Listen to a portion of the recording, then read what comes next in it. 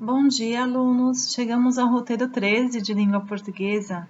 No roteiro de hoje, nós veremos gramática, pontuação, interpretação de texto e produção de texto. Tem um recadinho logo no início do roteiro para que vocês se organizem o seu tempo e o material. Façam os registros no caderno, coloquem o cabeçalho, o roteiro de estudo e o número do roteiro, tá bom? A primeira parte traz um trechinho do Pequeno Príncipe, obra de Antoine de Saint-Exupéry, o poeta da aviação. É o trecho. Se tu vens, por exemplo, às 4 da tarde, desde as 3 eu começarei a ser feliz. Quanto mais a hora for chegando, mais eu me sentirei feliz. É a raposa falando com o Pequeno Príncipe. Quem fez o teatro há uns 2 anos atrás lembra, né, dessa obra? A partícula C pode exercer várias funções na língua portuguesa.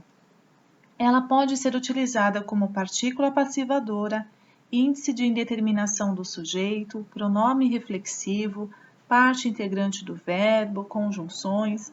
Não se preocupem, porque no material de apoio está explicando cada uma delas, tá?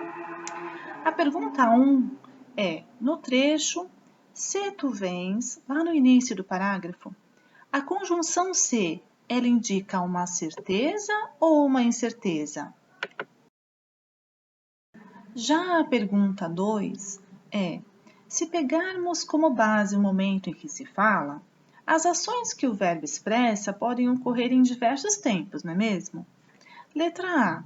Os verbos começarei e sentirei estão em qual tempo verbal? Eles estão no presente, no pretérito ou no futuro? Já a letra B da 2, ela fala como ficariam esses mesmos verbos no pretérito perfeito do indicativo. Para quem ainda tem um pouquinho de dúvida em diferenciar o pretérito perfeito do imperfeito, o pretérito perfeito ele dá a ideia de uma ação que ela foi iniciada e terminada no passado. Por exemplo, eu estudei para a prova. Já o pretérito imperfeito, essa ação ela não foi finalizada ou ela foi interrompida ou ainda indica um hábito do passado. Por exemplo, eu estudava para a prova quando o telefone tocou. Então, esse estudava está no pretérito imperfeito.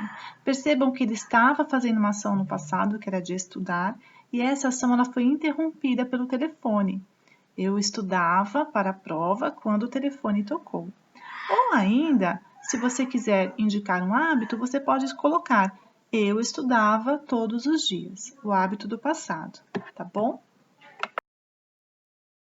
Já a pergunta 3 fala: o trecho em análise nesta atividade foi retirado do livro Pequeno Príncipe e destaca a fala da personagem raposa. Segundo esse trecho, qual seria o motivo da felicidade da raposa?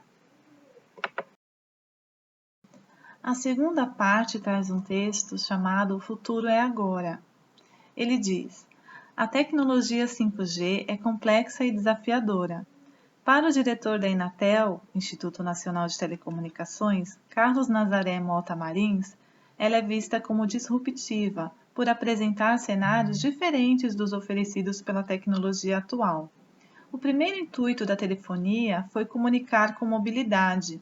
O tempo passou e tivemos várias mudanças, mas sempre voltadas à funcionalidade e ao aumento da comunicação de dados.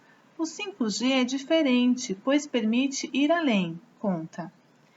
A nova tecnologia permitirá atender a 3 cenários diferentes.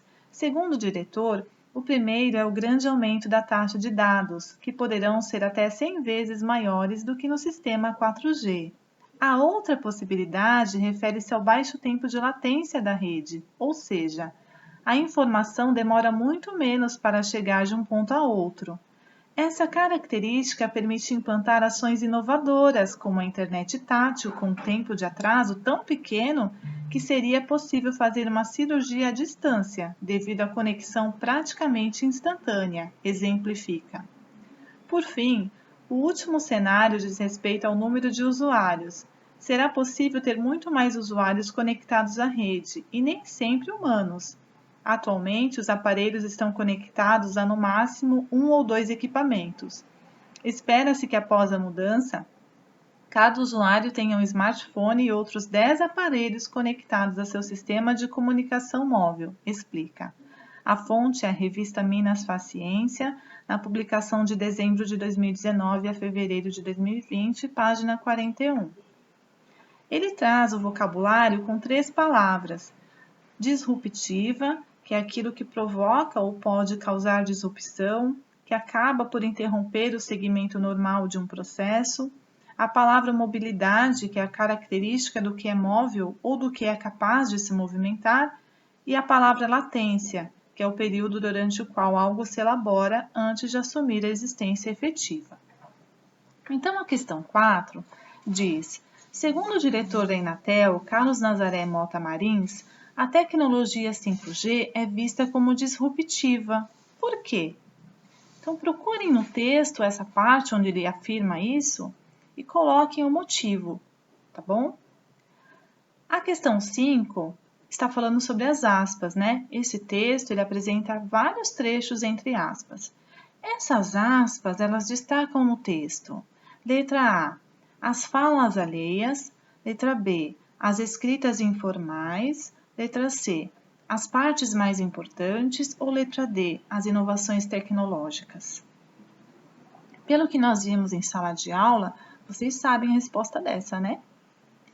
A 6. Segundo o texto, quais seriam as vantagens do sistema 5G? Então, voltem no texto e quando ele começa a falar de 5G, separem as vantagens, tá bom? Na 7, traz no segmento, essa característica permite implantar ações inovadoras, como a internet tátil. O termo como, essa palavra como, ela introduz: letra A, um exemplo de ação inovadora. Letra B, uma conclusão sobre ação inovadora. Letra C, uma comparação entre ações inovadoras. Ou letra D, uma alternativa para as ações inovadoras. No finalzinho do parágrafo tem uma dica, é só ficar atento à leitura. Já a última parte é uma produção de texto. Na sua opinião, qual a importância da tecnologia 5G nos dias atuais? Escreva uma carta de leitor dando a sua opinião sobre isso e comentando a matéria O Futuro é Agora. Podem comemorar, porque nós já vimos carta de leitor no roteiro 4. Lembre-se da estrutura desse gênero textual antes de começar a escrever. Então, as partes desse gênero textual. Tem o local e data, então vocês vão colocar Guarujá, vírgula e a data por extenso. O cumprimento formal, o vocativo, que vocês vão fazer para o destinatário da carta. Eu coloquei um exemplo aí. Então, vocês podem começar, por exemplo, utilizando caros editores da revista e o nome da revista, ou prezados editores, tá bom? A introdução com menção à matéria, publicada com o objetivo de contextualizar até mesmo quem não tenha tido contato com o texto, né?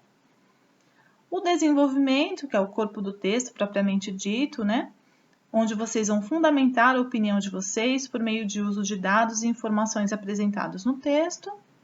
A conclusão, onde vocês retomam a opinião de vocês e já vão se despedindo. A assinatura, tá?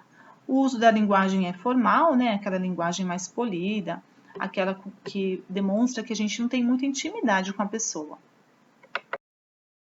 Só para relembrar, ao enviar o e-mail sempre identificado, fique atento às devolutivas. O plantão de dúvidas é no período da manhã até às 11h25 e continue enviando os roteiros, mesmo aqueles que estiverem atrasados, tá bom? Bons estudos, fiquem com Deus e se cuidem.